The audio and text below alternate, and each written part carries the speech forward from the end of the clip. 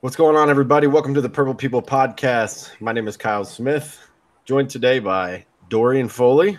What's up, dude? What's going on, Skull Vikings, everybody? Yeah. We do got to get you to turn that thing sideways again, man. Oh, goodness gracious. There it is. Can't be forgetting that. And that was Adam Carlson jumping in, I think. Or is it the ghost of Adam Carlson? Maybe this is someone filling in for him there. I don't know. See, nobody knows. You need to have like some weird wrestling voice too. You just gotta over macho it the whole time while you're talking. Hey, at least I'm not wearing the cape at the same time. Yeah, we'll save the cape for special occasions. That's right. All right. This is episode number 304, entitled Survey Says. Adam, what does that mean? Oh, we'll definitely learn quite a bit about that later. Okay, good. The suspense is killing me. Yeah, us. Yeah. All right, let's jump into some quick hits as we always do. Shout out to anyone in the chat. Adam's going to take care of that, I'm sure, because I don't have it open because I am ill-prepared. But right now, we got nothing. All right, good. So we can just ramble right now. This is great. We have people watching, but nobody chatting, so okay, what can we do?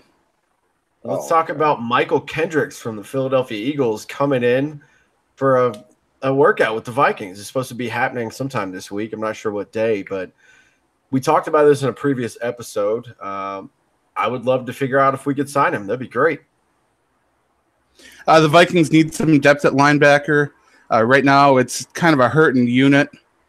It would help bring in a lot of depth and experience to a group that already has a ton of talent, so can't really complain there.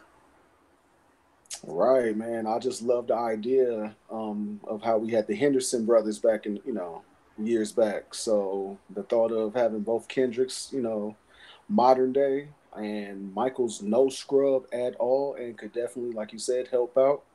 Man, our defense will so benefit from that if we can sign him. Absolutely agree. Sorry, I stand corrected. I should say Super Bowl champion Michael Kendricks. So that would be awesome. No, it was cool. Everybody remembers we played the Eagles last year, and they put a hurting on us. So any of their personnel, obviously they're not going to be any kind of scrubs.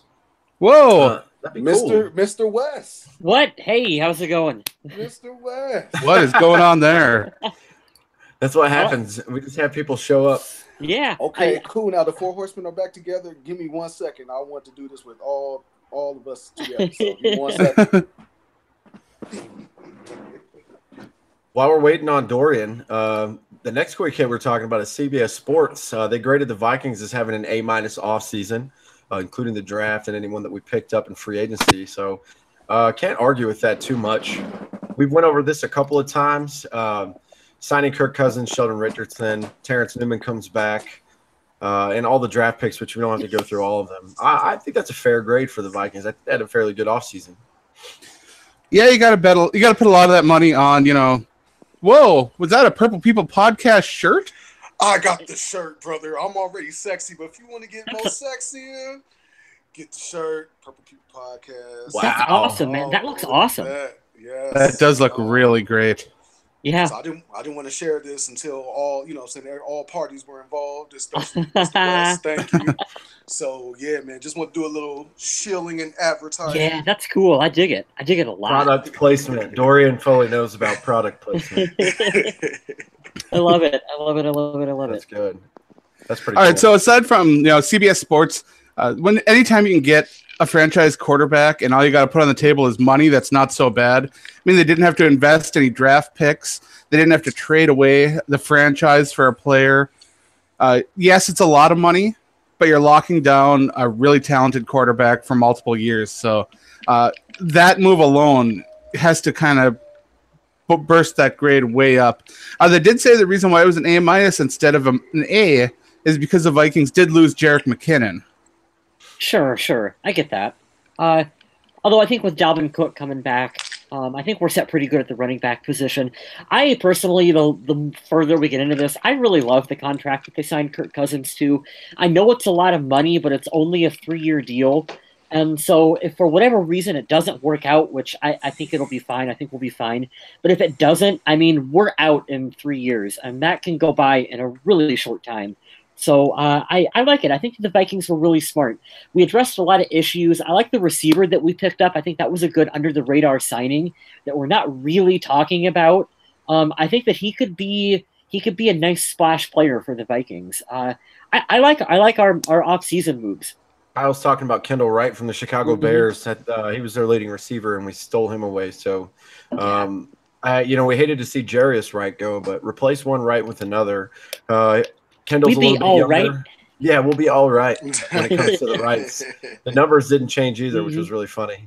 I like it. I like this grade. And like you're talking about for Kirk Cousins, I don't mind the contract because I know you're going to have to lock someone down. This is exactly what he was looking for in a team as far as personnel goes and atmosphere. But money-wise, too, he wanted someone to commit to him instead of just having these one-year deals. And like you said, I know it's a lot of money, but the cap keeps going up every year. Exactly. And it's just going to be more and more and more and more for quarterbacks. So now that it's already set in stone, depending on how far he takes us, it's actually might be right in line of actually how much it was going to be regardless. Don't be surprised if Rodgers gets $35 million a year. Oh yeah, I'm betting around 34, 35 for him. Don't be surprised one bit. Chat's starting to hop a little bit. We got William Kramer in here along with Sia Cheeseborough and Ying Yaj hanging out in here. What's up, Ying Yaj? Hi, Sia. That's my friend, you guys. Very cool. They're all our friends. So this next one was interesting. I have some thoughts on this, and we'll go ahead and jump into that. Harrison Smith comes in at number 46 on NFL Network Top 100 Players of 2018's list. This is too low for Harrison Smith, and the fact that there's going to be another safety above him when he recorded Pro Football Focus's highest grade for a safety since they've been a business is kind of ridiculous. It's a popularity contest, kind of like the Pro Bowl. Players voting on players, and like I mentioned last week, just to touch on it again, if you don't play at all that year, I don't know how you make the list as the best player. Like J.J. Watt, we all know he's phenomenal. He's a great person off the field too, but he didn't play last year and he's on the list. People like that are making the list. Harrison Smith, 46 is great. I think this is the highest he's ever been. But, yeah, I think Earl Thomas I think that's who's going to be above him if I'm not mistaken. He didn't have a better year. Nobody's ever had this good of a year at safety position. So I'm a little upset about this. It's kind of stupid to me. We talked about this last week where it's more about the recognition of being on the list than where you are on the list because it's just respect from your peers, the other players, the ones you go up against, the ones that know what you do. And I don't know. To me, I try not to look too much at the ranking numbers themselves. Instead, just think, man, it's an honor to have another person from the Vikings defense recognized. It is nice. Don't get me wrong. The recognition is great, but it's just frustrating knowing the details of it. You kind of wonder why do it if you're not going to do it correctly. But yeah, I can see the notion there. If he's on the list, you gotta be happy with it regardless. So you make a good point. Jason Tavade says that he can't join us right now because he's at the Capitals viewing party in D.C., but he wants us to have a great show. All right, let's go. Yeah, I don't know. No, I was just going to say for Harrison, we know how good of a player Harrison Smith is for the Vikings. So I kind of agree with what you said, Adam. The fact that he's on the list is probably important enough, whether or not you can debate higher or lower. That's really up to your preference. We know how good Harrison is. We know that he's an anchor of this defense back there, that he can play the pass, he can come up, he can play in the run game. He's a really versatile player. I think he's a cornerstone in the defense. So, yeah, I'm just excited to see him get recognition in the mainstream media.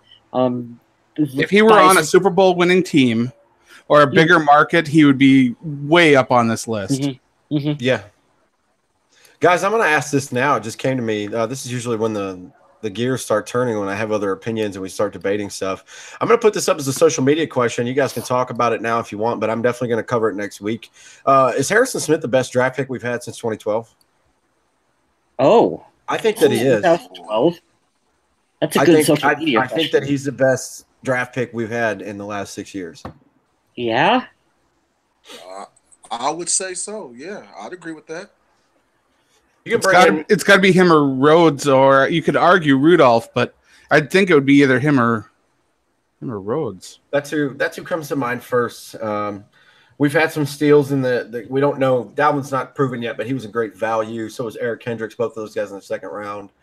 Daniil Hunter is going to be a great value, but I think overall the best player that we've got from the draft is him. I'm going to ask everybody that on the page. I'm going to post it up after the show, and we'll get into it next week and see what you guys think. Yeah, because as long as you're looking at individual player and not like value as to where they were drafted, I think that it's hard.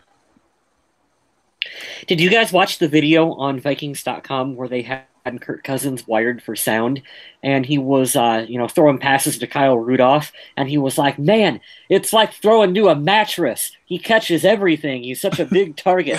I thought that was pretty awesome and really accurate. He is a really large individual. I don't know how you could overshoot that target. Yeah, that's really funny. That's funny that you mentioned that. So mentioning Rudy, there's a couple of spots on here. So we're jumping from Harrison Smith talking about Kyle Rudolph. He's our next two quick hits. So Kyle Rudolph donated money to his former high school, Elder High School, to help build a new fitness facility. That's awesome. Pretty awesome. Oh, yeah. These are always my favorite quick hits. You guys have heard me say it before, and I'll keep beating that horse in the ground. It's anytime we have something involving the community with the Vikings, which they're very active in all the communities they decide to reach out to, it's my favorite. This is really cool. Yeah, we always try to mention that a lot of the charitable stuff we see if we come across it, and honestly, we miss a lot of it, like a lot of it. But with everything the Vikings do as an organization and the individual players and the coaches and everybody involved with the franchise for the community as well as the people in need, it's amazing. It really is. Yeah, Rudy's been an outstanding citizen player for us. I mean, it's everything that you could want to have embraced in a player. This is really cool. I would like to know a little bit more about it, but I'll take into that on the side here. Check it out. There's a great article about it on the Viking Age. Oh, see, there it was. I was waiting on the plug. Speaking of Rudy, too, I thought this one was funny. So we know he's a nice guy. We know he doesn't get in any trouble, but he says that he would run through a wall for Mike Zimmer. I hope it doesn't come to that because I have a feeling the wall is probably going to win that fight. But I do love the passion that he has for the coach. And hey, he'll Kool-Aid man right through that wall. Just a big old, oh, yeah. Have you seen the man's hands? He probably just socked through it like Incredible Hulk or something, Yeah, that's true. Maybe I'll recant my statement. How thick is the wall and how long has it been there? That's the question. And does he get a running start? Like Ying Yash says in the chat, Rudolph, the only surviving offensive player from the Leslie Frazier era. Dear God. Oh God. Yep, that's true. That's very true. It's crazy. Oh God, I don't. Because in my head, the Leslie Frazier era wasn't that long ago. Yeah, it's crazy, guys. We're going into our 5th season as Mike Zimmer as the coach. Isn't that weird? What? It's crazy. Wow. Yeah. 7-9, 11-5, 8-8, and 13-3. He's had some roller coaster experiences and circumstances, but he's been pretty awesome. Can't believe he's been here that long, though. Yang, don't ever bring up Leslie Frazier again, please. That made me throw up in my mouth a little bit.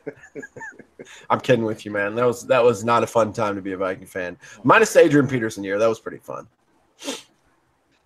This one's pretty interesting. The poll reveals that the Vikings have the 5th most appealing NFL logo behind the Saints, the Lions, the Falcons, and the Rams. I'm just glad the Packers aren't on there because that would be the dumbest thing that I'd ever heard. And it's the not Packers, I believe, were at number 20, I think. Who had the last one? Do you remember? Was it the Browns? Cleveland? Has to be Cleveland. I don't think it was the Browns. Well, you guys know if I can tie her into any conversation here, I will. I watched an episode with Katie Nolan talking about they were talking about sports logos, and it's funny because they were talking. Oh, I'm the total stalker. Okay, I love your curtains, by the way. The rug in your living room is amazing. No, but really, they're talking about the mascots that they had out on the field, right? The Browns had 3 different ones. Like, you're a professional football team. Pick one. Just pick one. And how some of them didn't line up with the others too. Like the Titans, they had like a fox or a cat as the Titans mascot. Like that's not what a Titan is. In case you guys didn't know, down in Tennessee, whoever did that, you can fire them. That thing that Kansas City has to be the worst mascot in the NFL. I don't even know what you're talking about. Can you please tell me? You don't know the Kansas City thing with the hold on, I'm gonna look it up. It's like a weird looking fox with like big googly eyes and like a really fat. It has nothing to do with the Kansas City Chiefs. What? This is a rat. This is something you see at Chuck E. Cheese. Yeah. The Browns were in last, and second to last are the Jets. And strangely enough, the Bengals, third to last. I kind of like Cincinnati. I don't know. It's a big I mean, I know it's just a bee with the stripes, but still, it's not so bad. This thing has like this Kansas City mascot. The eyes are like one looking this way too. Like it's terrible. Well, I'm gonna defend them here. Could they really bring out a Native American labeled a chief in this day and age and get away with it? Probably Go for not. It. Fuck it. No. Yeah. All right. We already covered this a little earlier, but we have a question in the chat from Yo Mama. Yo Mama wants to know, what are the chances of us getting Michael Kendricks? Like on the show? Like on this podcast? Yeah, not very good. On the podcast, not good. It's not going to be good. I talked to Cordero Patterson a long time ago on Snapchat, trying to get him to come on the show. Dead serious. He read it and responded. He's like, hey, you're going to have to go through the management on that. And I think Adam's touched on it before. If you want to talk to a player, it has to be sent through the Vikings PR team and all that stuff, and they have to schedule it. They want to know your questions and all that shit in advance. We're just joking with you. We know you don't mean on the team, but on the show. But as far as the team, we have the cap to do it. The question is, how long do we want him for? Is it just another 1-year deal? And who else is he scheduled with? But if I'm going from Philly, and also would it jeopardize signing some of those other players in the future? True. Yeah, especially if it's a multiple-year deal. My question is he going to visit any other team? And I don't think that he's going to visit a team that's any better than us unless it was the Patriots or maybe the Steelers. But I don't see them having a big need there or having much interest. But the thing that comes into is the teams besides the Vikings that are going to be taking a look at him if he goes anymore. I don't know if he's going to another team, but they might have more money and might be willing to throw more money his way. And could you imagine if he signed for $1 million for this year just to play? And then, like, his brother is making 10 times as much as It'd be kind of awesome. That'd be funny. I would say this. If he wants a chance to win a Super Bowl, he signs with us. If he wants money, Cleveland is also one of his places that, saying that he's going to visit. If he wants money, I think Cleveland will dump truck money, his way. So yeah, bottom line, if he wants to win a Super Bowl, come with us. But if he wants money, go to Cleveland. And that's no knock on him. Get your money, man. Well, not only that, you make a good point is Cleveland has just been signing the shit out of free agent players this year too. I mean, and their defense is shaping up to be pretty legit. Like, if their coaching staff can get this figured out, Cleveland has some good players out there on defense. I could see how Cleveland's got a legit defense. I could see how that would be an attractive place to sign, as dumb as that sounds on how bad they've been. If Cleveland had any offense last year, they'd have been okay. Yeah. I think that's all going to change. I don't want to turn this into the Browns podcast, but when you sign Jarvis Landry and you still have Josh Gordon coming back, that's pretty scary. Wow. And who else? They got a running back too. So, I mean. Here's the thing, though. Let's wrap back to our linebacking core. How set do we feel? Like, do we need to go out and make a splashy signing? Like, I don't know. I'm kind of comfortable with the guys we have in-house right now. I'm absolutely not. I knew Adam wasn't going to be. I like signing Michael Kendricks for depth, like you said, to be – because it would be Kendricks, and Barr, I'm assuming. Adam, is that what you were thinking too? Anyone past Gideon on that list right now? I don't know. There it is. You heard it first. Mr. Smith, I kind of like that. Kendricks, and Barr. Sounds like a law office. Law firm. You know what I'm saying? Law firm. Yeah. Yeah, that would be a hard law firm to get past. I'm telling you what. So, God, we were talking about something. Oh, speaking of amazing football players, jumping into the next one, Josh Freeman, if you guys remember here, retires from professional football. because unfortunately he was a Vikings quarterback at one point, putting up probably the worst number I've ever seen statistically at the quarterback position for us. It was absolutely dreadful. But he had signed on to play in the CFL, and apparently that did not work very well for him. So he decided to hang it up instead. This is about 2 or 3 years too late, but I mean, I don't blame the guy for trying to keep playing and figure it out. But best of luck to him and whatever endeavors he finds himself in the future. But Josh Freeman is no longer a football player. Is it really retiring when you're that bad at something? Like, at one time, he looked like he was going to be amazing. Mm-hmm. Yeah, he did. He helped the Bucs go to the playoffs, I believe. God, what was it, like around the year 2009, somewhere there? It was a little bit before then, maybe 2010. They made the playoffs. He was a quarterback, almost 4,000 yards. He looked great, and then whatever happened after that, I don't know if it was just something mental or whatever, but it sucks too because he was like a physical, like a specimen. Yeah. He was a bigger guy. But yeah, whatever happened to him after that good year that he had wasn't good. So I still want to wish him luck in whatever he chooses to do after football. I mean, he's still a human being, and whatever happened to him in the NFL, we'll never know. But I wish him nothing but the best going forward. So this has – go for it. Go for it. Just one more thing to add on Josh Freeman real quick. That wasn't that man's fault. Leslie Frazier decided to put the man in, you know what I'm saying, on Monday Night Football, his first damn game. I mean, come on. I could care less if you're Josh Freeman, Tom Brady, Joe Montana. No, you know what I'm saying? Nobody's going to be prepared, you know what I'm saying, with I disagree with you, Dorian. The OTAs? Like, I disagree with you, Dorian, because Sam Bradford came in and started playing about 13 days after and had one of, if not the best game of his career against the Green Bay Packers. I have been still corrected. Thank you, Mr. Smith. I totally get what you're saying. It's an absolute challenge to come in on shorter notice without a lot of practice, not working with the team a ton, and come out and have an excellent game, especially on prime time. But some of those throws he was attempting, goodness gracious. No, I'm with Dorian. He had no business being out there. I would have told the coach, hey, I'm not ready. Like, if you could just tell him that'd be fine. I think we went, 5-9-1 that year regardless. We were terrible anyways. So it's not like we got to win this game, so we'll get a wild card spot in the playoffs, this or that. No, he had no business being on the field. Just throwing it against the wall to see what sticks. Furthermore, why in the hell, if I have Adrian Peterson on my team and this guy just came in the week prior, why are we not turning around and handing it to him 30 times that night? He threw over 50 passes that night. Are you kidding me? Yeah. I was embarrassed to be a Viking fan that night. I was sad that I went out and actually watched that game somewhere wearing a Viking jersey. But I was at a friend's house watching it, and it was not fun. I'll one up you guys. I put Josh Freeman in my lineup in fantasy football.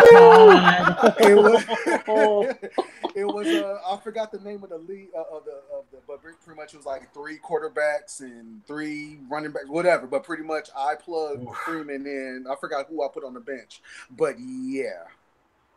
That's bad. I had almost 100 points on the bench, unaccounted for, because I decided to put Josh Freeman in because I thought that he was going to make. Don't feel bad, dude. Shock the world. I put it on my Instagram page. I was like, man, we got this guy. Here was his stats. Like, this is going to be a good signing. And one of my favorite people on the planet. Shout out to James Hart. He's in the band 18 Visions and formerly from Burn Halo. One of my favorite singers in the entire world. He's a big Chicago Bear fan. He goes, this guy's going to shit the bed and roll around in it, right? I was like, nah, man. He's prototypical. He's great. He's better than Ponder. He's like, you're going to be praying for Ponder to come back in after that game's over. Mm-hmm. Didn't see that one coming. Wow. Yeah. Didn't see that one coming that year. Whew. Well, I'm glad we could talk about it. I had something really stupid that I wanted to bring up that it fits with our quarterback discussion. So on the NFL's Facebook page, they posted a video of the longest plays from every team since the year 2000. And for the Vikings, it was Gus Surratt to Bernard Berrien on that. I think it was like a 99-yard touchdown pass. But what I wanted to bring up was the San Diego Chargers' longest play was friggin' Ryan Leaf to some wide receiver that I don't even remember on an 80-yard touchdown pass. How is that possible? with Phillip Rivers and everyone else, their longest play still comes from Ryan Leaf. How depressing is that as a Chargers fan? That's one heck of a footnote. I mean, come on. Ours was Gus Frerotte and Bernard Berrien, so I can't really say much. I didn't mind either one of those guys, but yeah, I see it. I get what you mean. I mean, come on. We were talking about what if Ryan or Phillip Rivers is a Hall of Famer? No, come on. No, if Ryan Leaf has a longer touchdown pass than you've had in your career with the Chargers, no, you're not a Hall of Fame quarterback. No, I'm going to shut you down on that right now. Phillip Rivers is definitely going in the Hall of Fame. He is absolutely going in the Hall of Fame. And when he does, I'm going to call you that day. He will go in. I don't think he should, but he will go in. Is it based off of just this? Yeah, I don't like Phillip Rivers. I'm not a fan. I will never have Phillip Rivers in a fantasy football league ever. Nope. He'll have some amazing games, but then he'll have like a 4 interception, 250-yard game, and you're like, what the heck? I thought you were good. Because he's not. He's not good. Phillip Rivers needs like that last year he played for us. Oh. Man, this show's everywhere today. I love this. Oh my god, that is hilarious. That's what happens when the 4 of us get together. Speaking of okay. Go ahead. I was gonna just add on just real quick, just to pick on Mr. West. That's it. Like pretty much, Phillip Rivers needs like a 100-yard bomb to like Keenan Allen or something. Yeah, I think that might change his mind. Then he can Rivers get in the Hall of Fame. Yeah, my brother likes the Chargers, and I feel terrible for their fan base because they had that kicker last year who was Blair Walsh in every single field goal for the first 5 games, and they went 9-7. They were this close, and if they would have gotten some of those field goals, they definitely would have been in the playoffs. And then they had this badass tight end that looks like Antonio Gates' replacement, and he tears his ACL last week or 2 weeks ago. Yeah. Yeah, I feel bad for them, man. They have some bad luck. I won't pick on them too hard. Antonio Gates is still in the league? I'm not even trying to. No, they let him go. I don't know if he got signed by anyone, but they just let him go. Packers are signing tight ends. Why not go there? Yeah, apparently they need all the help. Adrian's going to go. Yeah, let's talk about that before we run this train completely off the tracks. Derail this baby. Adrian Peterson reportedly said he's interested in playing for Green Bay, which makes me just want to puke. But he also said he's interested in the St. Louis Rams. Adrian, good luck going to St. Louis and finding a National Football League team there, because I don't know if you know this, but they moved to Los Angeles. Did he really say that? Yes, he did. Yes, he did. That's brilliant. I didn't know he actually said that. He's going to play for the XFL team they're going to put. Oh, my goodness. Adrian Peterson, never one to leave you without words. I don't know. If you play for Green Bay, I mean, I don't have any jerseys of his anymore anyways, but I would have thrown them away. That's just I've still got one in the closet. I never got rid of it, but it's definitely staying in the closet. Yeah, for reasons. Adrian, just retire so you can stop saying stupid shit. I'll forget about this. No, I want him to come back this season and have a decent year, then retire next year. I want him to hit some of these milestones for touchdowns and yards because he's so close. But he's not going to do. He had some good games with the Cardinals. He really did. Yeah, he had some vintage games. That granted, he did get hurt, and there was only like a handful of them. But man. The St. Louis Rams, huh? All right, good luck, AP. Let me know when St. Louis gets back to you. So what's it going to try out? What is it going to take for a team to want to? You know what it's going to take? Somebody's going to have to get injured. Somebody's going to have to tear their ACL, and then Adrian's going to have to be called. That's it. Yep, it'll have to be a Super Bowl contender who's willing to give him a decent-sized contract. Yeah. Whatever. It's going to be rough. Still, I don't get it. What? No. But just wait until OTAs, practices, preseason. Something's going to happen to where there's going to be someone who needs a running back, and it will happen. Yeah, that's usually how it goes. And it's not like Adrian's one who's going to fall out of shape or anything. He's very devoted to his craft. He's still in very, very good shape. He just needs he's very particular. He needs all these circumstances for it to work. And unfortunately, the more specific you get, he wants a high paycheck, a great offensive line, a Super Bowl contending team. Well, most of those teams that are in contention for a Super Bowl, they have a great ground game. That's why they're in contention for a Super Bowl. So I don't know. Good luck to him. I'd be really pissed if he signed with Green Bay. I wouldn't be in the least bit surprised, but I'd be kind of upset. That's kind of a slap in the face. But good luck to you, AP. Hey, maybe they'd want to get us back for the Favre stuff. You never know. Yeah, good luck running against this defense. Arizona can be like the Jets were to Favre, just a stepping stone. True. But all the criteria that he's looking for is kind of funny. We have that. Yeah. Yeah, but we don't want him. We're actually in contention. So it's his ego that's just he's not willing to swallow his pride. I'm pretty sure those bridges got burnt. You think so? Pretty sure. He'll come back and sign a one-day contract to retire as a Viking. I have no... Because his agent did say that he felt disrespected by the Vikings after all the, suspensions and stuff. So, yeah. I don't think he will do... I don't think he'll do the one-day contract, retire as a Viking, but it will be one of those where he's 3-4 years removed from it, and it's starting to come up into his time to go into the Hall of Fame when he needs the Vikings to kind of make the case for him, is when he will come back in good graces, and you'll see interviews with him and stuff where he speaks highly of the team and whatnot. That'll be what will happen. Oh, so he's going to Randy Moss it? Yeah, pretty much. Jesus Christ. I love it. So this one's fun. Moving right along. We have a ton of quick hits today, guys. Stefon Diggs is going to appear in a future episode of Celebrity Family Feud. I will definitely watch that. I loved it when Teddy was on there. Not only that, but Teddy nailed it. He did a great job. So I've gotten to speak with Stefon Diggs. I know he's a smart cat, and I'm looking forward to seeing him on the show. Yeah, I'll definitely tune in for that. Speaking of Teddy, I just want to throw this in there because we were talking about it in the chat, and this will make everybody happy, especially for those listening live right now.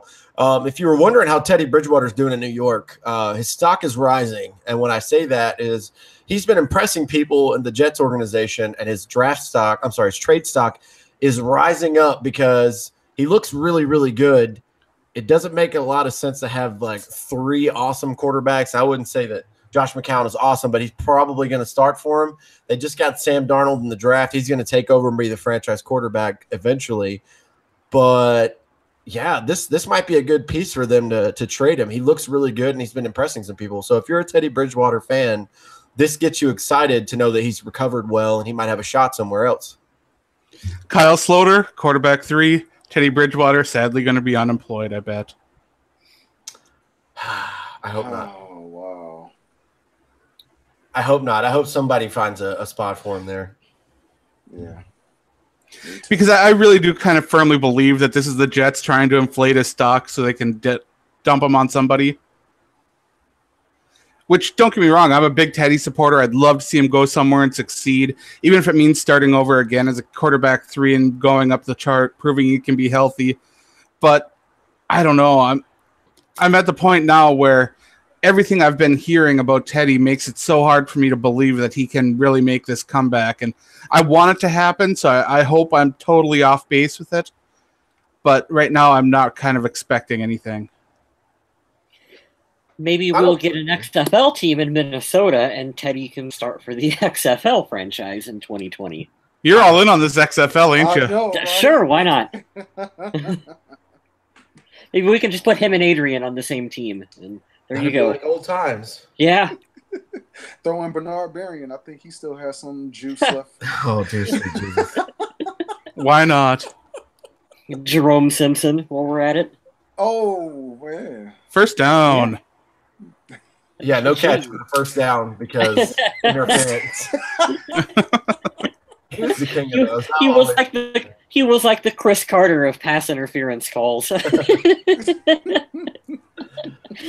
right, so you guys will have to help me on this next quick hit. I'm not too sure what this is particularly related to. Terrence Williams blames Kendall Wright for a Lamborghini accident earlier this year, contradicting earlier reports. Rick Spielman already said there is no validity to this claim, and he has spoken with Kendall Wright. Spoke about Wright earlier. We signed him from the Bears. We'll slot receiver number 17 for the Vikings now. Terrence Williams. Why is that name familiar? Cowboys receiver.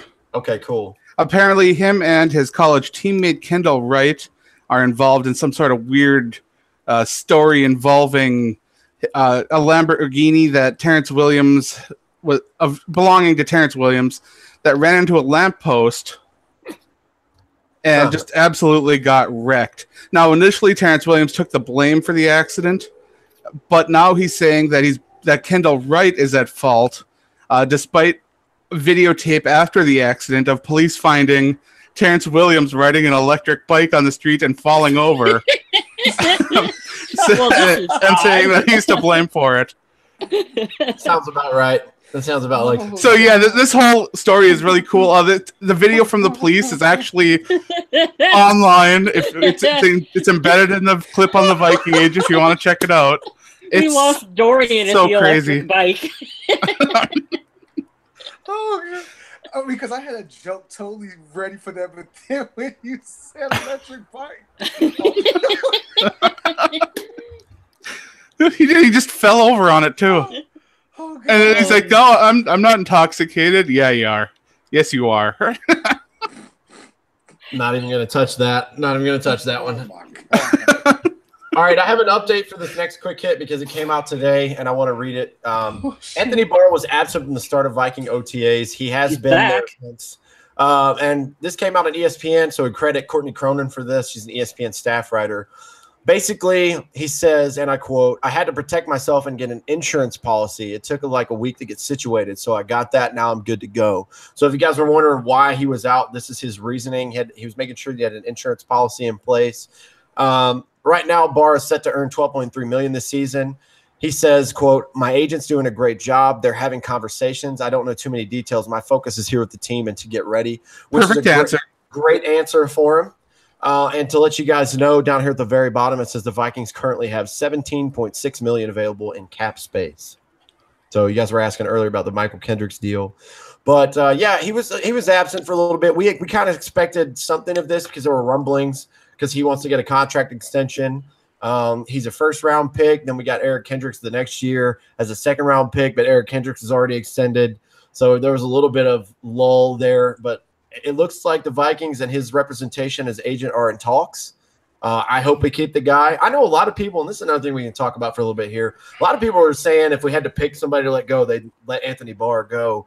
Well, yeah, I mean, if I have to cut off my whole arm or my pinky, I'm going to say my pinky, but I don't want to get rid of Anthony Barr. He's a centerpiece of the defense, and he's an outstanding player. So I hope that he stays with us and this deal eventually does get done. What do you guys think?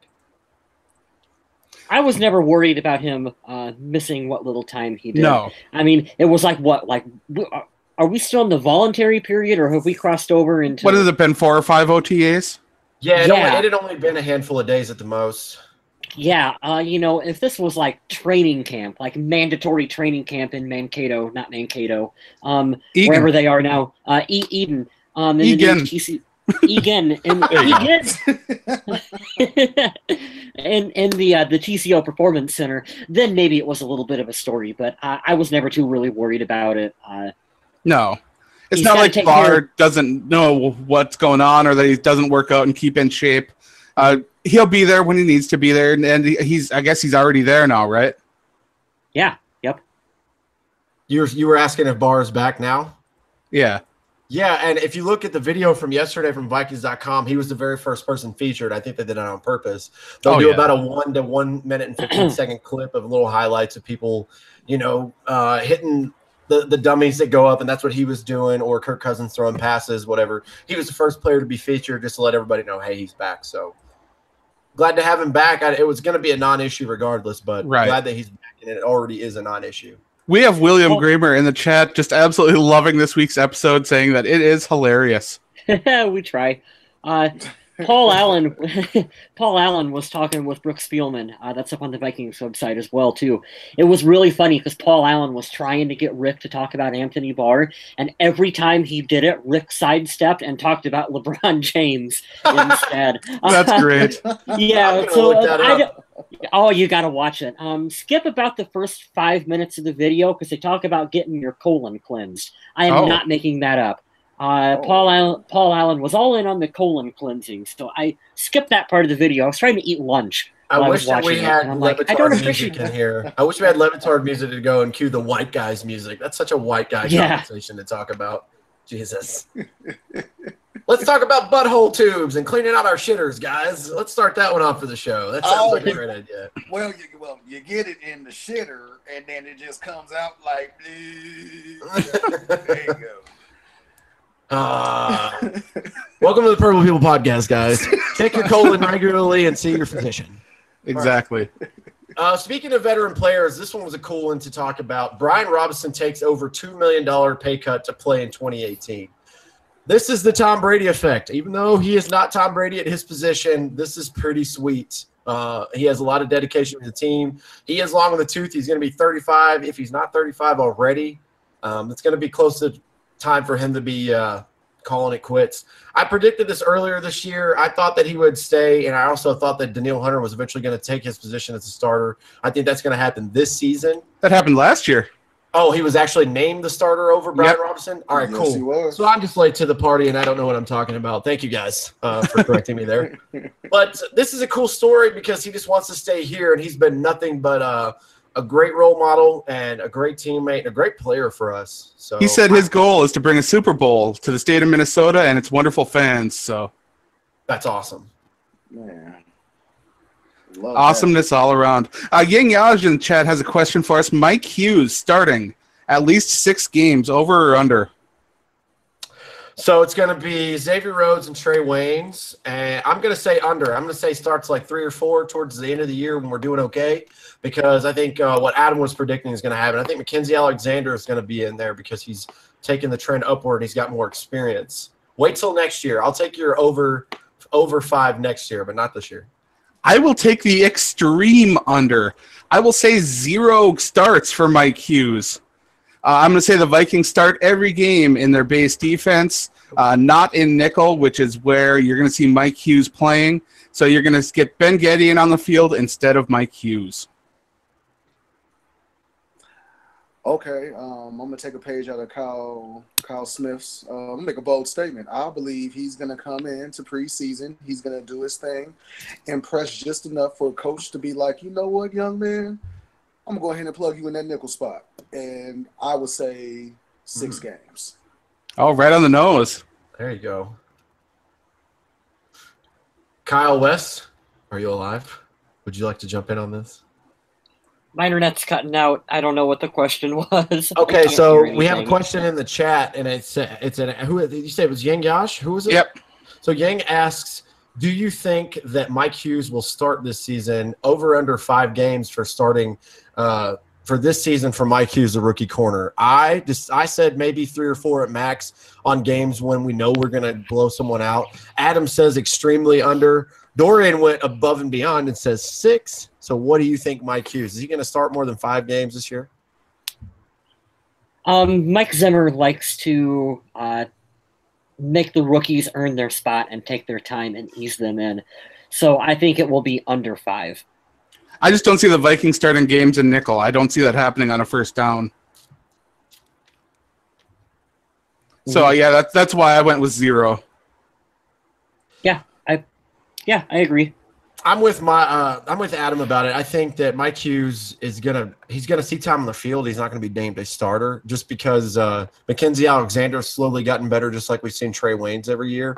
He's put in more time. He could do more stuff on special teams. He's gonna understand, as a lot of people say, and a lot of rookies say, the speed of the game and knowing exactly where he needs to be. And it's not a slight on Mike Hughes whatsoever. It's just gonna take time. There's very few rookies that jump in and they just shine and outperform everyone. So I'm going with what you said. Mike Zimmer likes to let the rookies earn their spot, but not only that, but he definitely likes to let their corners get a feel for the game and slowly get their feet wet. Paul Gruber says he will get his time returning kicks, and yeah, he could be named the starting kick returner. It's definitely possible. But I think on defense, he's going to be regulated to mostly nickel, unless something can happen and Alexander or someone else steps up and really wins that spot. And Alexander needs to be playing on the outside. So I really don't think that Mike Hughes is going to get starts on defense. Oh, this one's kind of sad, but hey, it's kind of taking the Brian Robinson bullet too. Terrence Newman, obviously we know that he came back for what we thought would be his last season. He says this is absolutely his last year. So this could be the last year for Brian Robinson and Terrence Newman. Really weird. I'm glad he's back, though. We were just talking about corners. Maybe he'll be the starter for his last year, too. Who knows? I'm surprised that he's played this well for this long. It's kind of crazy and amazing. But he'll make some good contributions. He had a great couple of splash plays last year. So both Robinson and Newman have done a great job of helping transition from the established team that they had in place to bringing in these young guys and helping to get them up to speed before they take off. That's what you want. That's what you expect from your veterans.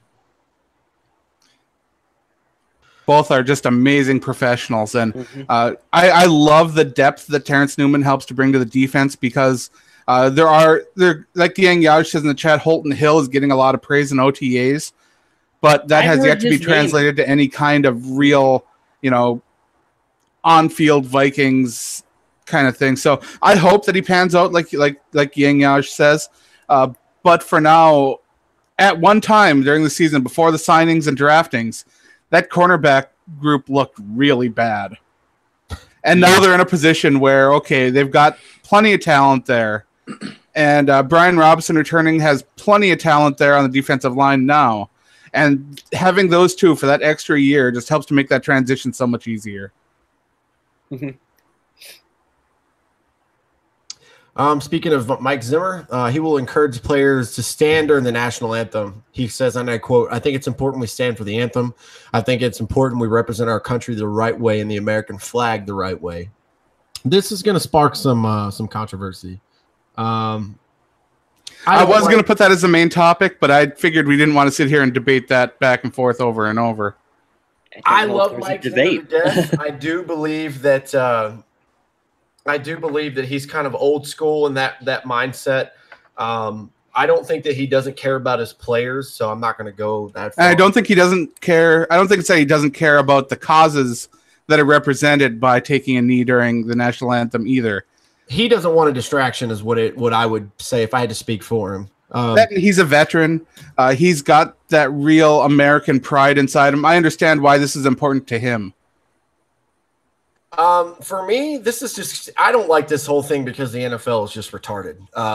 They brought back to light – they are. People running the NFL are fucking idiots, and I don't care. I'm sorry for swearing, but they are just absolute buffoons, kind of like Donald Trump on Twitter. Just stop it, figure out somebody else to do it for you, and we'll get away from it. We brought this issue back up.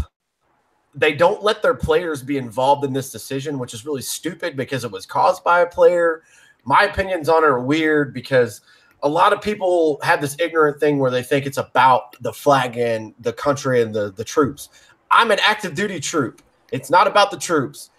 Standing for or kneeling for the national anthem is one of the most American things you can ever do because you're expressing your freedom. It's more disrespectful to sit down during the national anthem than it is to take a knee.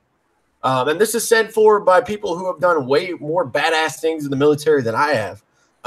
This is stupid that we brought it up again, and I really don't understand why the NFL makes it such a big deal.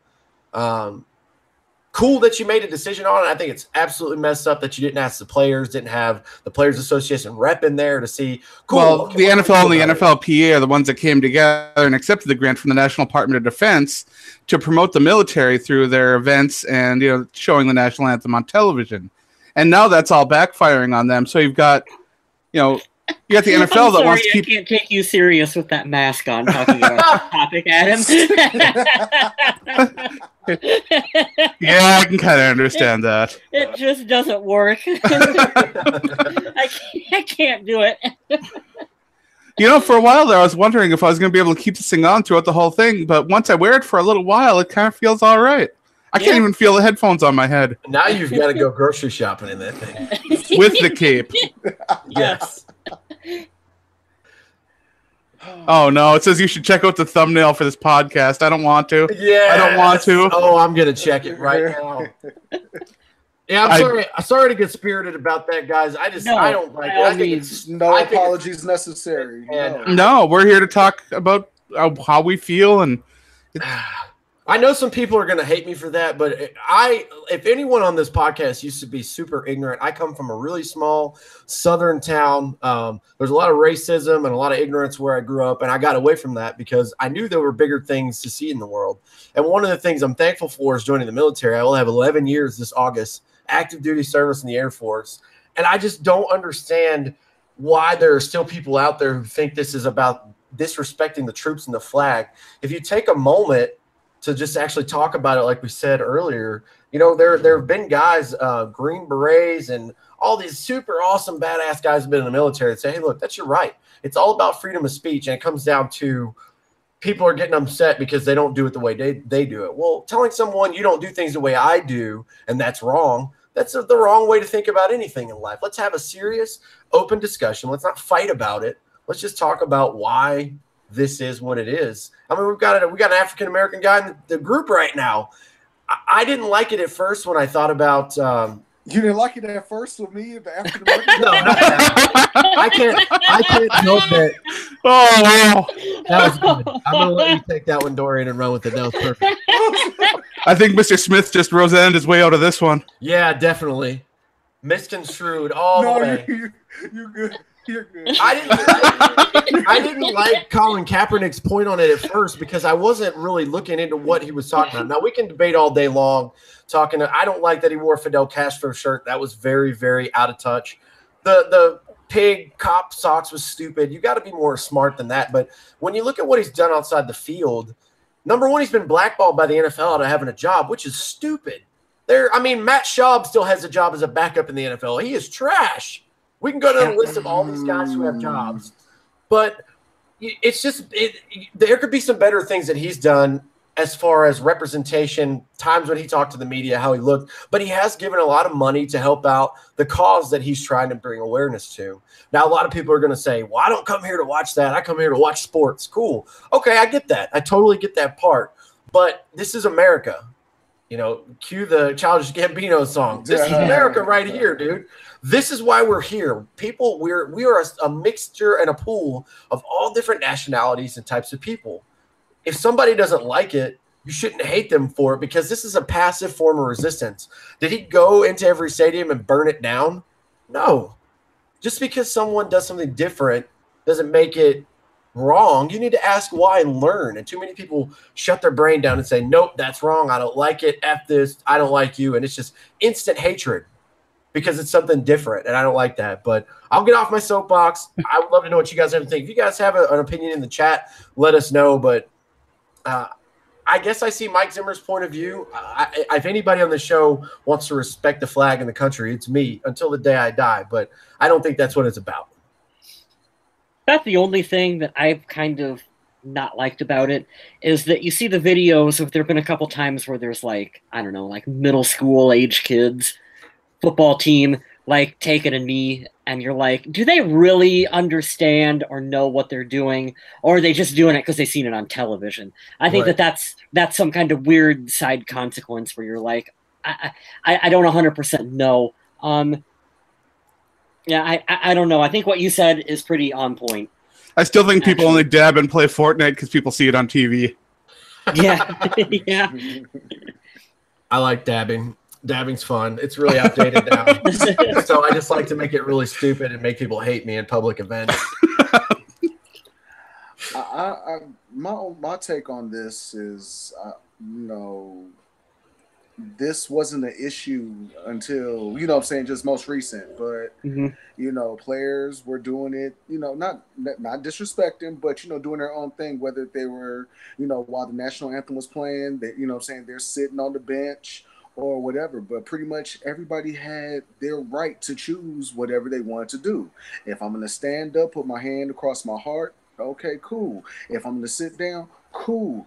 Take a knee, cool. Nobody made an issue of it, of being disrespectful, to the flag until, after Kaepernick, and then the whole narrative got switched from, oh, well, he's talking about, no.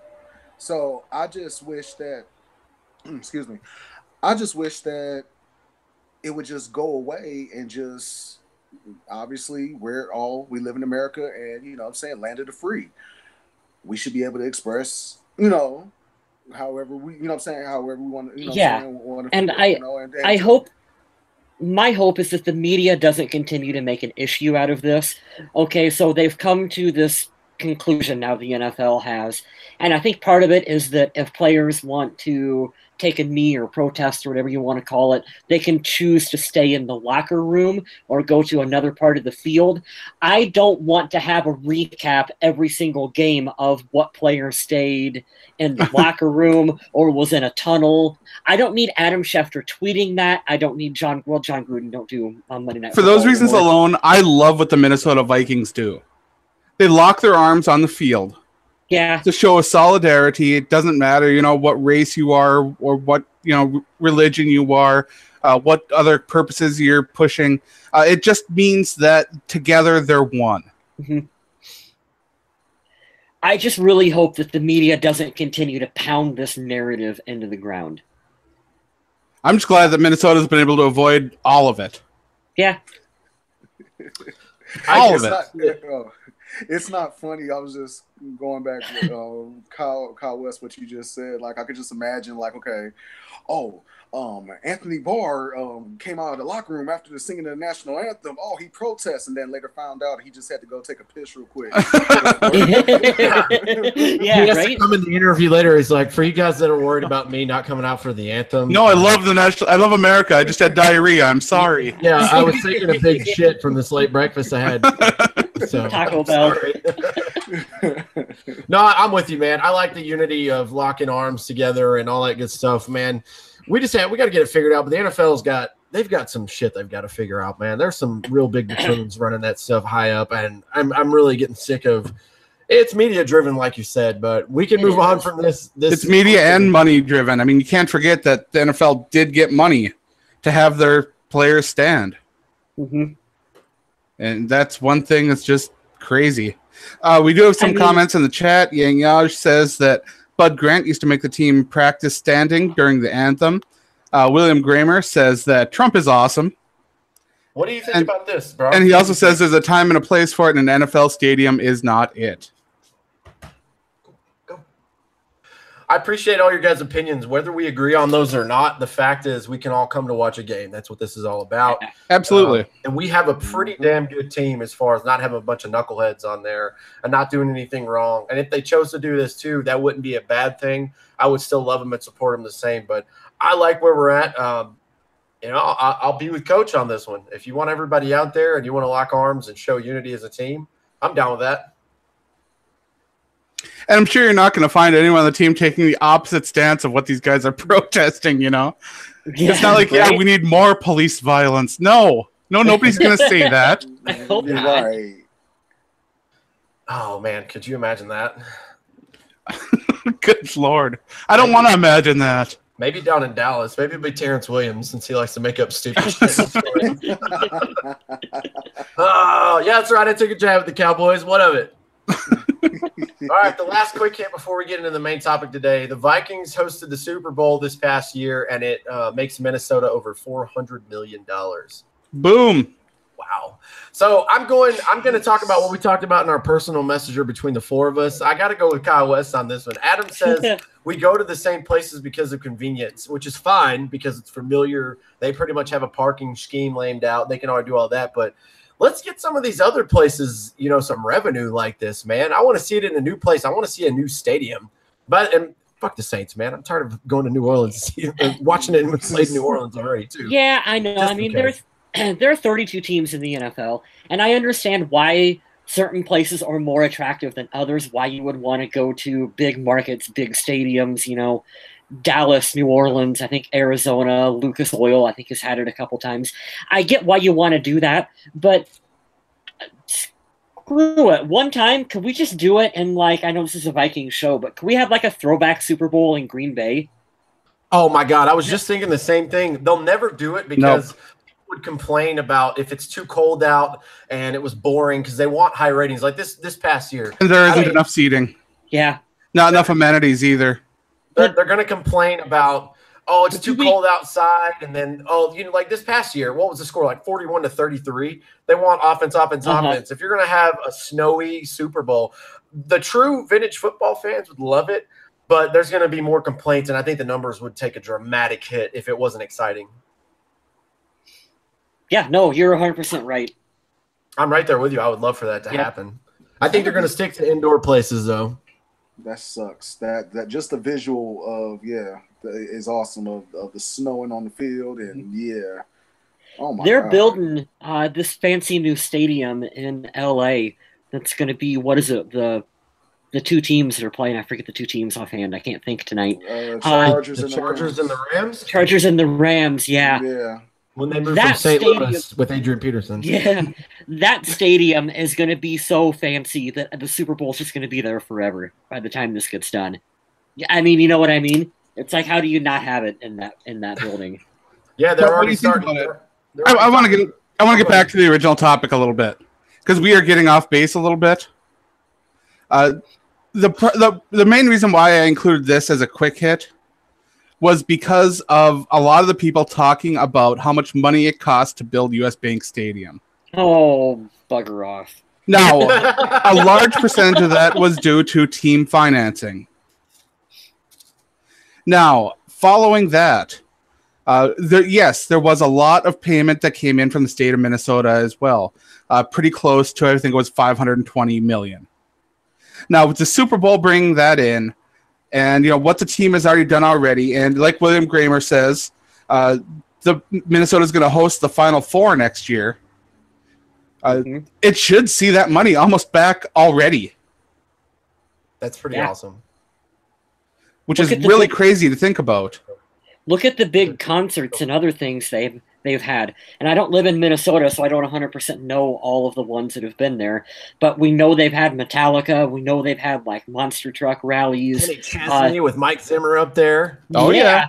What was that? Didn't they have, like, the X Games or something? Yep, X Games are coming. That's awesome. Was recently in there or coming there or something like that. So they've had a lot of really big events hosted at the stadium. I don't know how you could, like, move. If you don't, from what I understand, there's still negotiations too for a WrestleMania. They'll get WrestleMania. Nice. Yeah.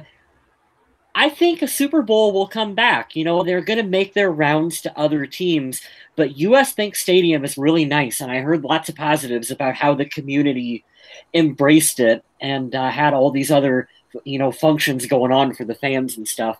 I think eventually it'll come back around, and I think we'll get another Super Bowl here. I believe so too, especially with the state-of-the-art facility, the success that they had, the low amount of a carbon footprint, the money it raised for the community. Everything just seemed to work in favor of the NFL and the Vikings, aside from the weather. That's the only thing that I think could really scare the NFL away from coming back. But still, I don't think that'll be a big enough factor for people to not have another Super Bowl in Minnesota. People like that change. That's kind of like what me and Kyle Smith were talking about a little bit. People kind of like the idea every few years of having it in a New York or a Minnesota where it's the potential to be snowy weather, even if it's indoors and in a stadium. There's enough people that like outdoors football that you kind of want that atmosphere out of it. And I think that it makes sense to every now and then. You got to throw that curveball in there. You can't always have it in Arizona or Dallas. Correct. Uh-huh. Well, it's coming to the Apple Pie Dome soon. The Apple Pie? Yeah, Atlanta. The Apple Pie Dome? Atlanta. Oh, wow. People say it looks like something else, but I'm staying classy and saying it looks like apple pie. He means a butthole, guys. It looks like a sphincter. There, I said it.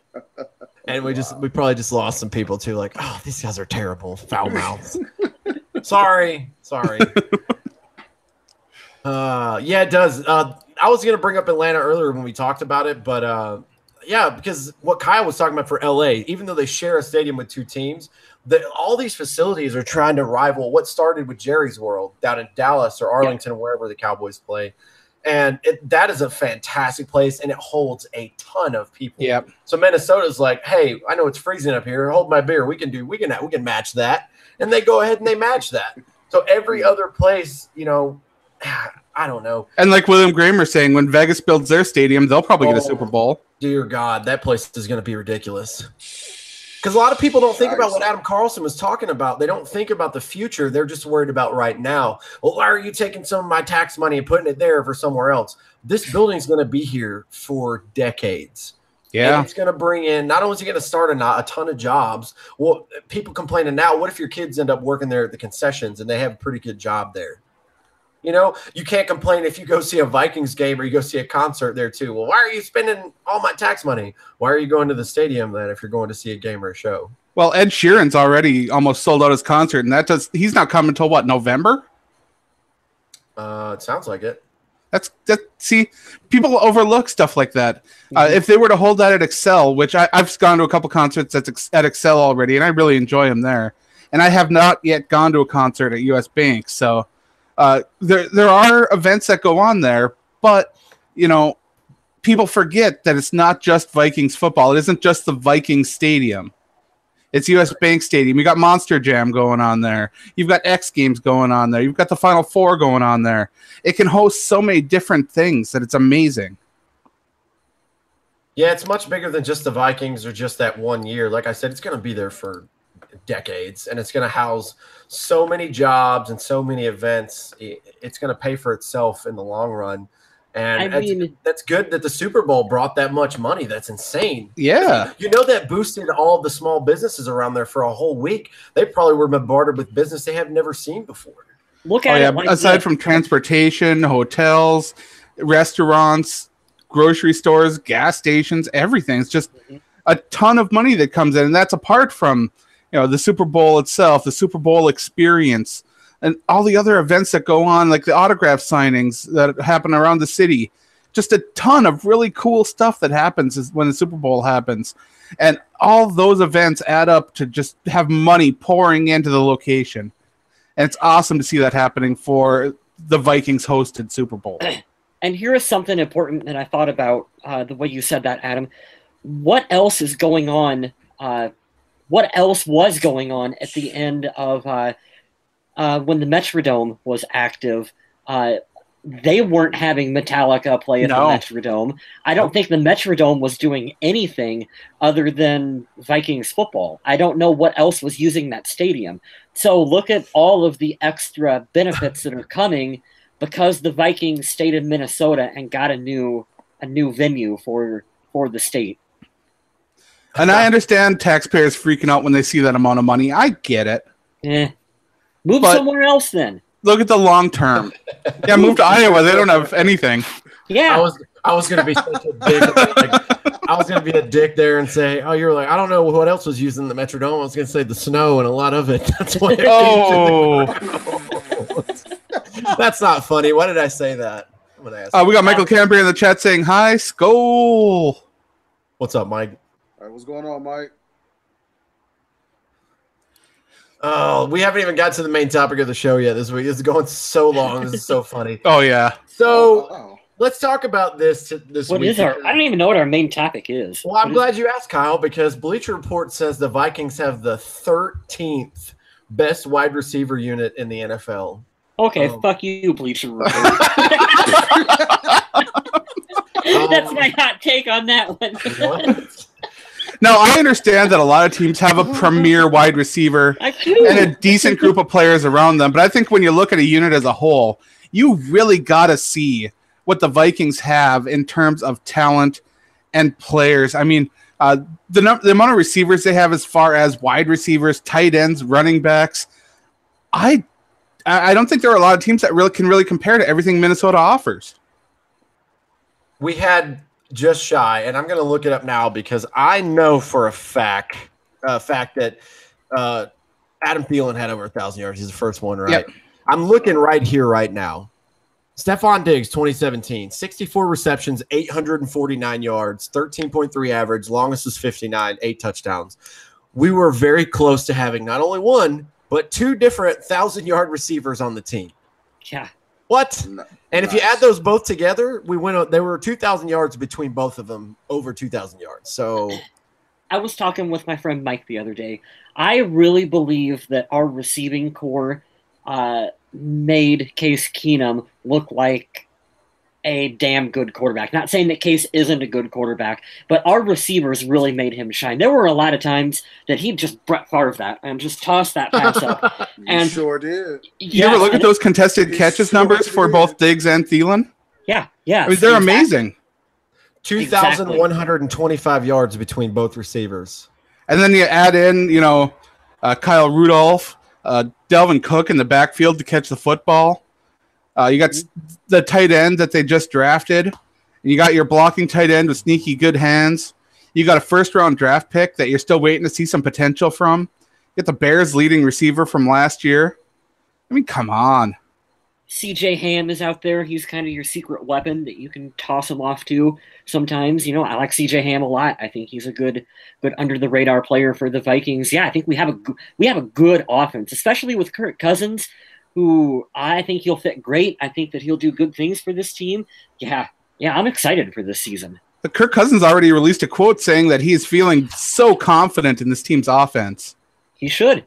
That's what's up. I never doubted the ability of Kirk. My underlier that I said earlier in the year was John DeFilippo and how the genius was going to work and being the offensive coordinator for the team. Because breaking down what he did in Philly, having two great quarterback performances last year, we know he can talk to a quarterback. We've got a more than capable quarterback now. It was him, but if he's telling you now that he's really impressed by it, then it should shine. I'm really, really excited to see what we do this year. I mean, the two kind of weak spots have to be Laquan Treadwell, who has yet to prove himself, and whoever the fifth wide receiver is going to be. That's pretty much it. And I'm okay. And I'm okay with Laquan, even though he should obviously be doing more because of his value that we picked him at. I am okay with him being number 4 on the list because he's had flashes. Now, has he had as many flashes as he should have for multiple seasons? No, absolutely not. But when you get down to him being at the bottom of your list and you have those other names at the top, we're sitting pretty good. Yeah. Yeah, I mean, I can't sit here and say that there are so many teams so much better. I know that Detroit's ranked above Minnesota on the list. That's kind of hard because Detroit goes under the radar, and they do have some damn good wide receivers. They have great games against our good corners and Xavier Rhodes and Trey Waynes. They've had some very good games, and they're a little under the radar. But my argument was I know that we don't have a top 5 receiver in either one of those guys. We don't have an Antonio Brown and a Julio Jones or an Odell Beckham. I get it. But when you're saying wide receiver tandem or duo, who's better? See, and you got number 1 on their list, the New England Patriots. I don't agree with that. Now, Julian Edelman, Chris Hogan, Cordero Patterson, Malcolm Mitchell, Jordan Matthews, Kenny Britt, Matthew Slater. And I get that. There are some decent players there, but it's these quarterbacks that can make so many of these players. And I don't think that Minnesota is a team where the wide receivers are made by their quarterbacks. Number 2, the Atlanta Falcons. Julio Jones, absolutely amazing. Mohamed Sanu, he's good. Calvin Ridley, we'll definitely see what he's got. Now, I can see the potential there too, but to rank some of these teams above just doesn't make a lot of sense because they don't have the depth there. They don't have the players that can get things done. I understand them being high on the Kansas City Chiefs after getting Sammy Watkins, but, is Watkins, Hill, and Kelsey, is that enough? No. A lot of these teams have that one-star player, and then it's just, like good players. And I totally understand why some of these teams get ranked above Minnesota on lists like this, but I don't like it. I don't understand it. And we brought up a good stat earlier, too. We were talking about contested catches, going up and getting the ball, and just seeing how much work they actually do. And this is Stephon Diggs coming up short just a little bit, but he didn't play the full season either. No. Imagine if he played, if the health wasn't an issue for either one of those guys, and I'm talking about Thielen and Diggs specifically. I don't get it. I don't agree with this, but then again, it's Bleacher Report, so it's whatever. I'm not too worried about it. Like I said before, it's cool that the Vikings are on the list. They're in the top half of the NFL on their list. But I do feel like whoever wrote that article, I can pull that up right now, actually. Mr. Christopher Knox, I do believe that he has missed a lot of what the Vikings have been able to do. And unless he sees, Case Keenum as a player who really helped to bring out amazing things in the offense last year. The other way around. I don't see that as being the case of the Vikings not having a top 10 receiving core in the NFL. But I don't like I said, I appreciate him having his opinion, even though I disagree with it. I really don't mean to take away from what Case Keenum did for the Vikings last year, because I'm very thankful for what he did. But I do think that our receivers helped make Case Keenum look like a superstar. He did his part as well too, but it was definitely not a case of, like you said, Adam, like a Tom Brady who can take a nobody receiver and make him look like a stud. Yeah, he'll Tom do that Brady. with Cordero Patterson this year. Watch, Yes. he'll have like 800 yards. Brett Favre used to do the same thing back in the day. Brett Favre could take nobody. Brett Favre took Sidney Rice and gave Sidney Rice a career out of the season that he gave for him too. Yeah. Yes. Yep. Mm-hmm. I think Stephon Diggs, I mean, come on. He had one of the greatest catches in the history of the NFL last season. How do you rank that 13th best in the NFL? And the routine Adam Thielen circus catches, sideline catches that they've gotten to be commonplace now. I expect him to make those plays. It's stupid.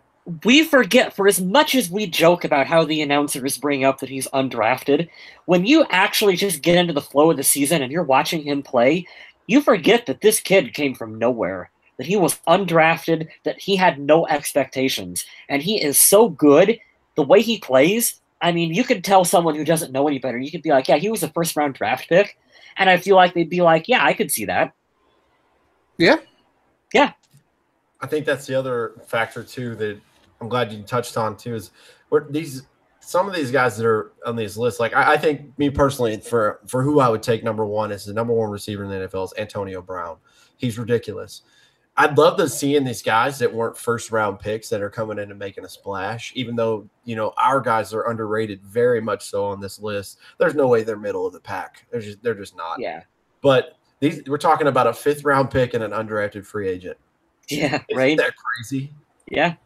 And here we are in the last couple of years spending first-rounders on wide receivers that just haven't really worked out, at least for the guy on our team still now. Good luck to Cordero up in New England, but it's crazy where you can find these guys. But I'm really happy that they're getting talked about in any way, shape, or form. Like Adam said, I don't agree with that list. I think the evidence is there to support as to why, it's not accurate. But glad that they're getting some sort of attention because they deserve it. My hope with Laquan Treadwell is that we finally have the offensive coordinator in place that can figure out what exactly his strengths are as a receiver and can play to them and find a package for him. I don't want to knock previous coordinators, but I do think a little bit of that falls on them not finding out how to use him correctly in the offense. And so I hope that we have the coaches in place that can do that now. Because I want to see him succeed. You know what I'd be okay with? I'd be okay with Laquan Treadwell having like 400, 500 yards this year and like 7 touchdowns. Because he's a big body. Yeah. If you want to let Adrian Thielen run all the routes and get all the third downs, or maybe Kendall Wright will be, Mr. Third Down like Jarius was, whatever, and you want to go in and sneak in some touchdowns, cool. 400 yards, 4 touchdowns, that's a good season for him. Yes. I'm okay with that. That would be a great step in the right direction. Let's find that package. Let's find that productivity for Laquan Treadwell. Now let's talk about the same piece, but look at it from a little different angle. Number 23 on the list is the Washington Redskins, who we have already talked about multiple times as not having anywhere near the same kind of talent that the Minnesota Vikings have on offense. Now, taking their quarterback, shifting him over to Minnesota, how much is the difference in talent between the receivers on the Washington roster and Minnesota's pass catchers? How much is the difference is that going to make to Kirk Cousins? Kirk Cousins? Big jump. Big jump. Kirk Cousins should put up career numbers this season.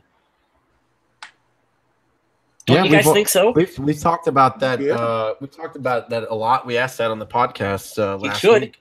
Over or under 30 touchdowns for Kirk Cousins. Everybody's thinking over based on the talent. he has here, it's better than anything he's ever had before. I know that a lot of the stats that Kirk Cousins had, they were great, but a lot of them were kind of like catch-up play because the rest of the team just sucked pretty much for Washington. They were very underwhelming, especially defensively. But I mean, they had TJ Clemmings starting on their offensive line.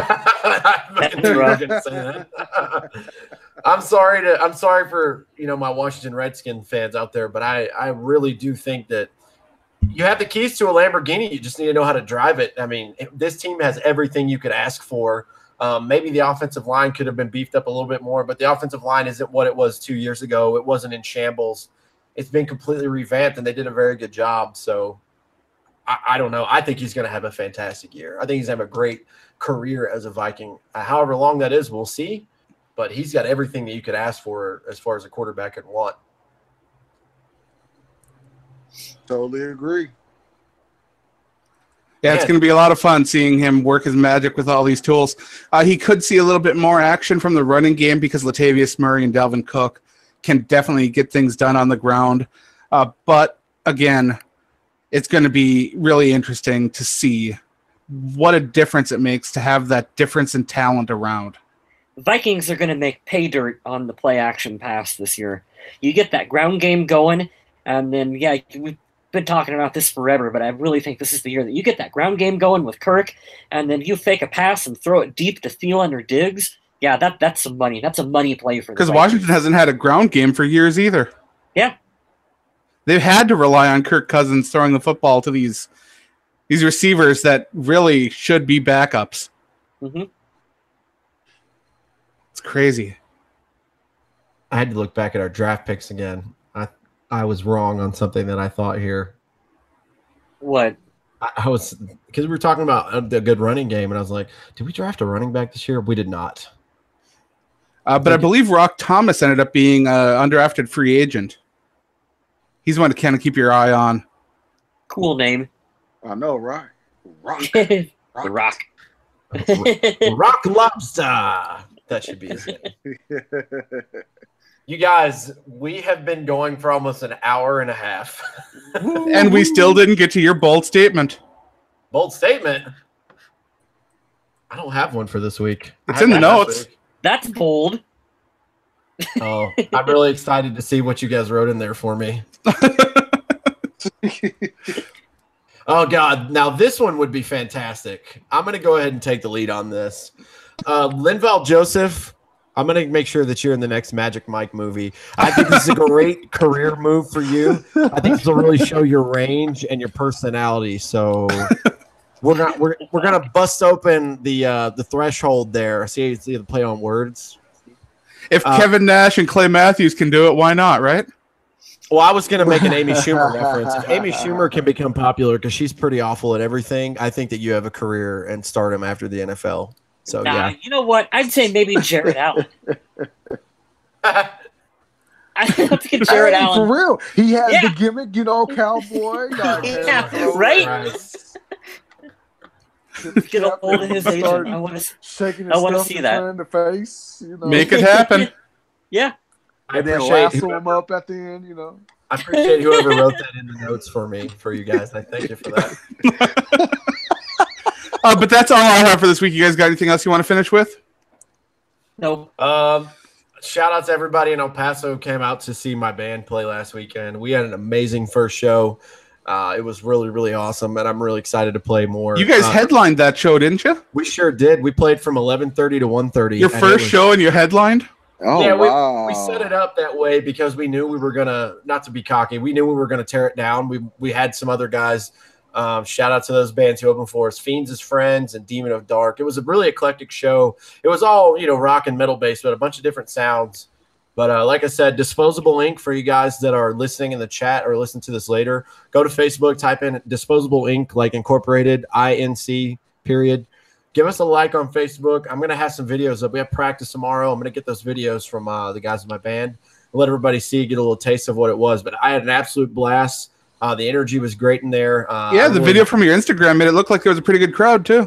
Yeah, it's a little place, but there's almost 100 people packed in, and it was a really good turnout. We made a little money from it too, so it was all around just a great night. So hey, can't ask for anything better from your first show. Exactly. Getting paid to do something I would do for free. I will take that any day of the week. Yep. Instead of doing it in a garage with your friends, you're doing it on a stage. Why not? Absolutely. Michael Camber in the chat wants to know when our next show is, and right now we don't have a date planned, but there will for sure be one next week, and we'll try to get it scheduled and organized as soon as we can. Hopefully we can go earlier, maybe Monday or Tuesday. Yeah, this week it kind of fell apart because I ended up going to see Deadpool last night. So yes, what did you think? Deadpool I didn't think it was as funny as the first one, but I thought it was a better story, a better plot. Boo! It was funny as shit. So yeah, I still really enjoy. I still walked out of there really enjoying it, even though there weren't as many huge laughs in my opinion. But I'm not a big fan of superhero movies yet. I still found myself really enjoying it. So if you enjoyed the first one, be sure to check out the second.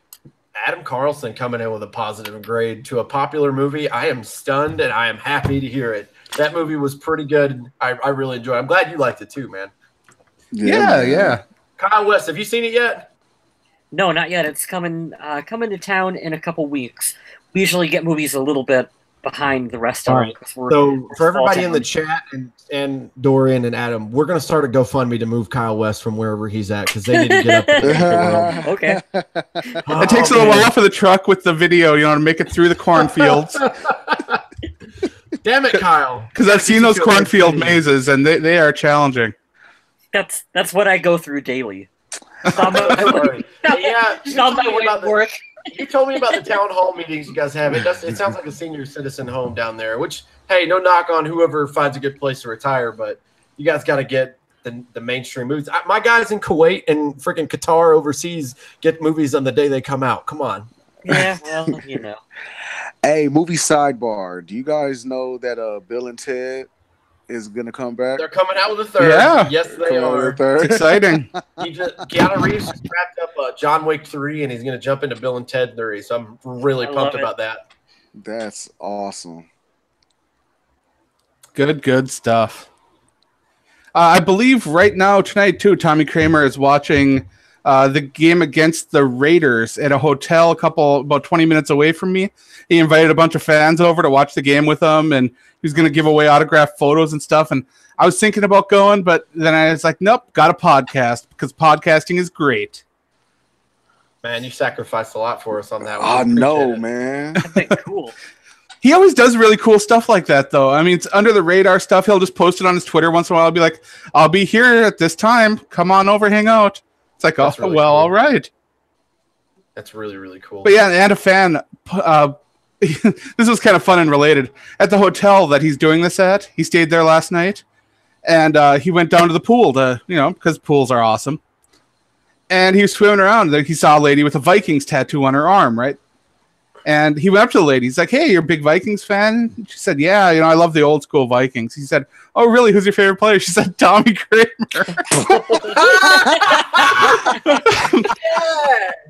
And it's absolutely amazing because the video is up on CBS Sports of them meeting up, and there's some pictures of them hanging out.